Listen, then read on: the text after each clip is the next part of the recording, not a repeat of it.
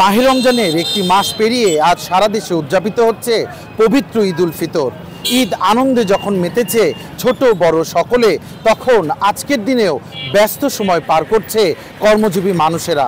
সাধারণ মানুষের নিরাপত্তায় সড়কে যখন দায়িত্ব পালন করছে পুলিশ, তখন ব্যাংকের নিরাপত্তায় রয়েছে নিরাপত্তা কর্মী, তেমনি বাড়তি কিছু রোজগারের আশায় বের হয়েছে দরিদ্র রিক্সা চালকরা। কেমন যাচ্ছে কর্মজীবী মানুষদের ঈদ, জানবো তাদের মুখ থেকেই।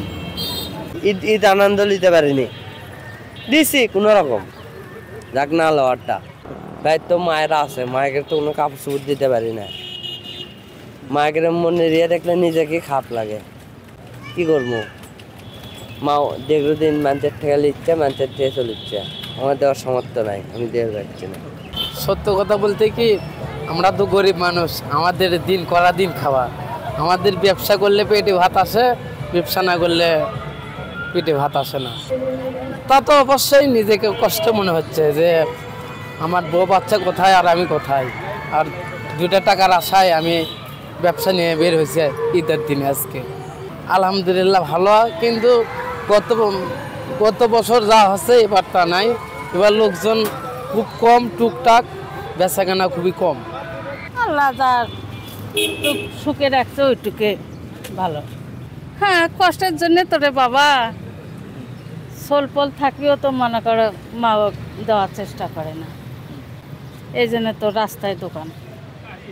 হ্যাঁ, ঈদ মোবারক সকলকে জানালাম। 24 ঘন্টা খোলা থাকে এই টেম্পু, এই জন্যে আমাদের ছুটি নেই আর কি। কোম্পানি থেকেও ছুটি দেয় না এবং ব্যাংক থেকেও ছুটি দেয় না। পরিবারের জন্য তো অবশ্যই খারাপ লাগছে, যেহেতু পরিবার ছাড়া ঈদ করতেছি আমি এখানে, আর পরিবার বাসায়, অবশ্যই খারাপ লাগার বিষয় আর কি।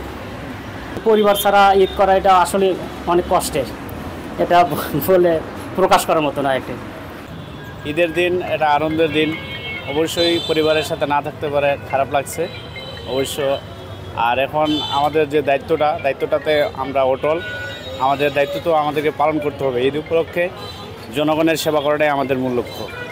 সময় তো দেওয়া লাগে, কিন্তু সংসারে একটু অভাব, এই কারণে দোকান আদে মালগুলো কিনছি, এই কারণে দোকান দিচ্ছি।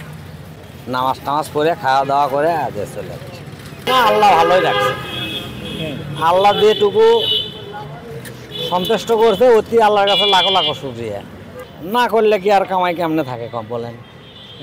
খাটলে খাওয়া আছে, না খাটলে না খাওয়া আছে। ছেলে মেয়ে আছে, তাকে পোশাক আছে, খাওয়ান দাওয়ান আছে, বসে থাকলে তার চলবে না।